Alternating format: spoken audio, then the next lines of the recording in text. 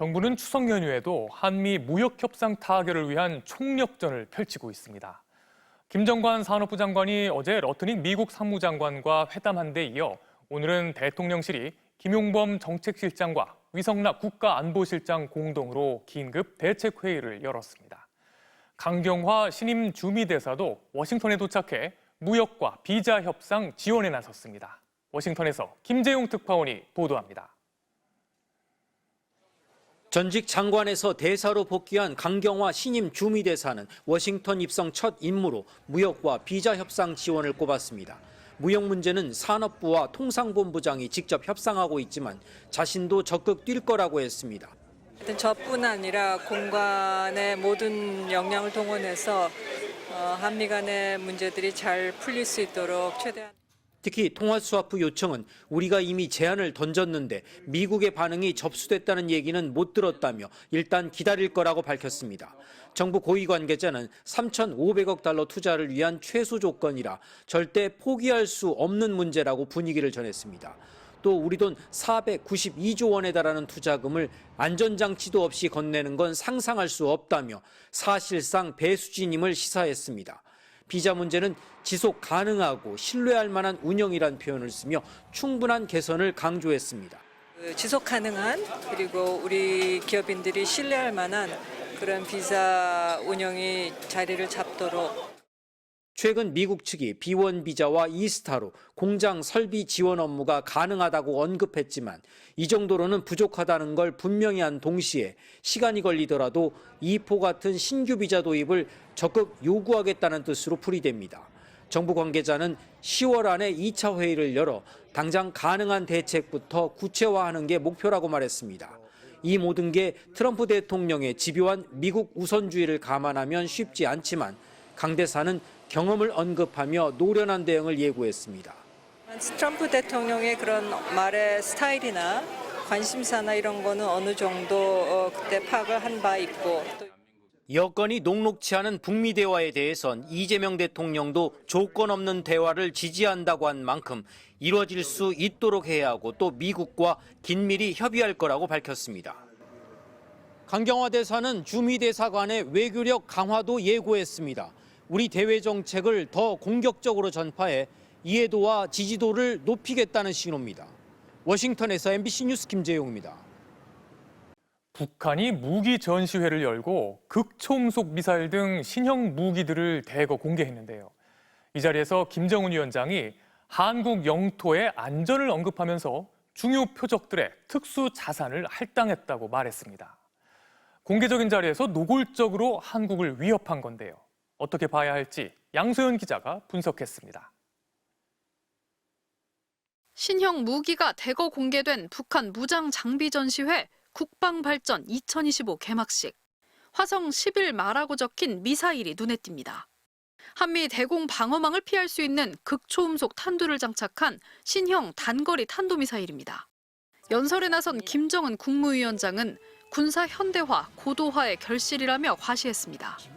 현대전의 변화 양상에 능동적으로 효율적으로 대처할 수 있는 무장 장비들이 새로 개발되거나 개량되고.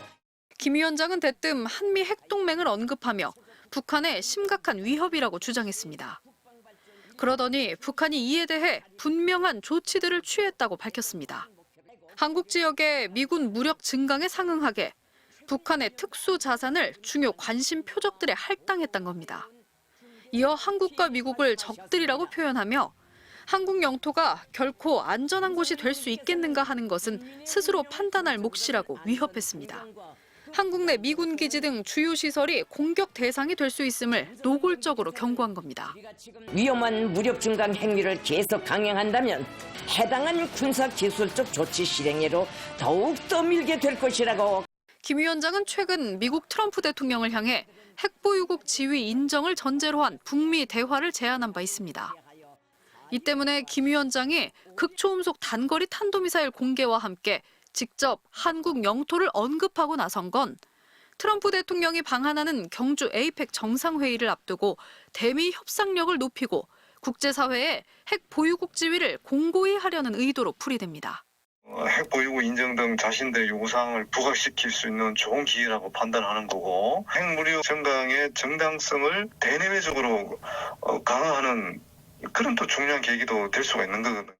우리 대통령실은 김 위원장의 한국 영토 위협 발언에 북한도 국제사회 평화를 위해 대화와 협력의 길에 동참하길 바란다는 입장을 밝혔습니다.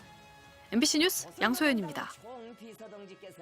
통일교 교주 한학자 총재가 특검의 출석 요구에 재차 불응하면서 특검은 추가 조사 없이 한 총재를 구속 기소하는 방향으로 가닥을 잡았습니다. 이제 구치소에서 버티고 있는 윤 전 대통령과 대면 조사가 필요하다는 관측이 나옵니다. 유서영 기자의 보도입니다. 김건희 씨와 이른바 윤핵관, 권성동 국민의힘 의원에게 금품을 건넨 혐의로 구속된 한학자 통일교 총재가 목요일에 이어 어제도 연이어 특검 조사 출석을 거부했습니다. 구속 적부 심사가 기각된 뒤 조사를 받을 수 있는 건강 상태가 아니란 의견서를 특검에 낸 겁니다. 한 총재 측은 부정맥 재발 등 건강 문제를 들어 앞으로도 출석하기 힘들다는 의사를 밝힌 걸로 전해졌습니다. 이에 김건희 국정농단 특검은 추가 조사 없이 연휴가 끝나는 다음 날인 오는 10일 한 총재를 구속 기소할 방침을 세웠습니다. 통일교 측으로부터 1억 원의 불법 정치자금을 받은 혐의가 있는 권성동 의원은 옥중에서도 처음 독대하는 사람에게 금전을 받았다는 건 엉터리 소설이라며 재차 혐의를 부인했습니다. 권 의원은 연휴 직전 재판에 넘겨졌기 때문에 연휴가 끝나면 윤석열 정권과 통일교의 정교 유착 의혹에 대한 수사는 반환점을 돌 걸로 보입니다.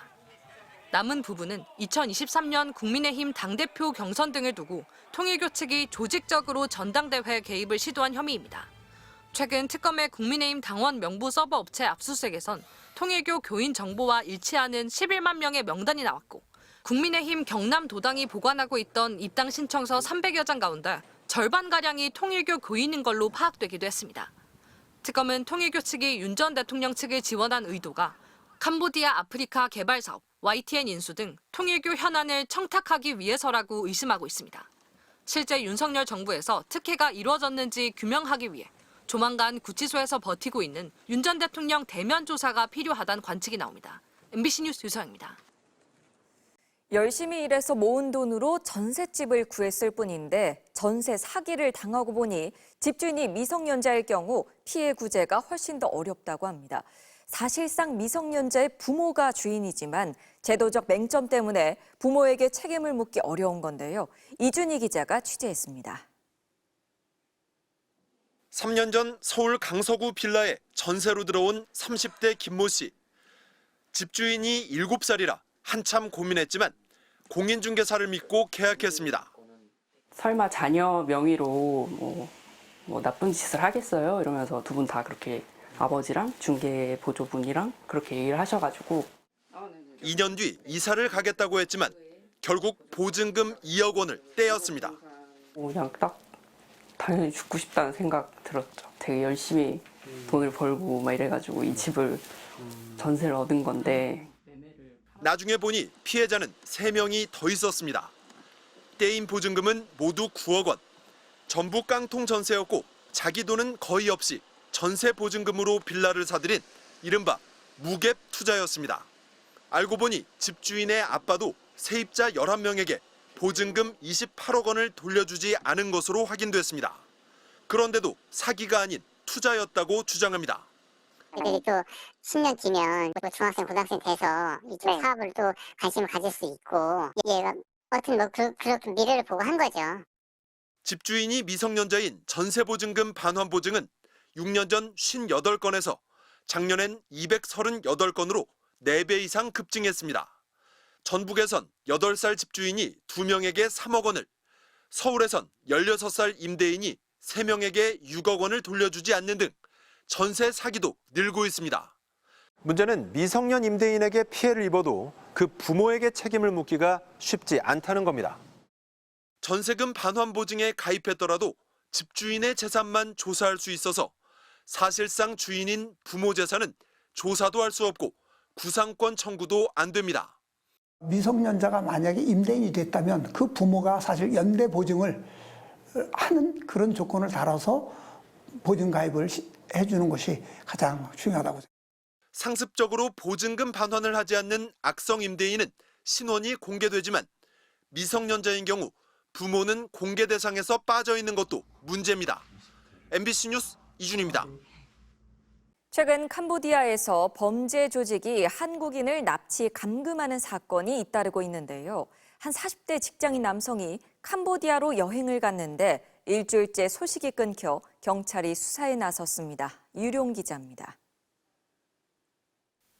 전주에서 직장을 다니던 42살 이모 씨는 지난달 24일 캄보디아 푸놈펜으로 출국했습니다.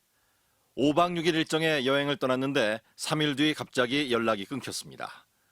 가족이 SNS, 카카오톡으로 수십 번 문자를 보내도 연락이 없고 아들의 휴대전화로 계속 전화해도 받지 않는 겁니다. 아무런 답이 없는 거예요. 그런데 이제 신호는 받을 수가 없다는 거? 그런 소리만 하지 전화기에서는. 마지막 GPS 기록이 잡힌 곳은 푸놈펜의 한 호텔. 가족이 현지 가이드를 보내 확인했지만 아들은 애초부터 투숙한 적이 없었던 것으로 드러났습니다. 이 근처에 어딘가 있다. 최소한 휴대폰이 있었다는 얘기니까 여기서부터라도 빨리 수사가 좀. 경찰이 주 캄보디아 한국 대사관에 신변 안전을 확인해달라는 공문을 보냈지만 아직 답이 없습니다. 최근 캄보디아에서 한국인이 감금됐다는 신고가 250건 이상 접수됐고 실제 취업을 미끼로 한국인을 고문 살해하는 일까지 잇따르고 있어 가족은 아들이 범죄 피해를 당한 건 아닌지 피말리는 하루하루를 보내고 있습니다. 캄보디아로 여행을 가도 납치를 해가 버린다고. 그래서 깜짝 놀랐어요. 행사 여부 확인할 수가 없으니까. 정부는 지난달 캄보디아 수도인 푸놈펜의 여행 자제를, 남서부 시아누쿠빌 등지에는 특별여행 주의보를 발령한 바 있습니다. MBC 뉴스 유리용입니다.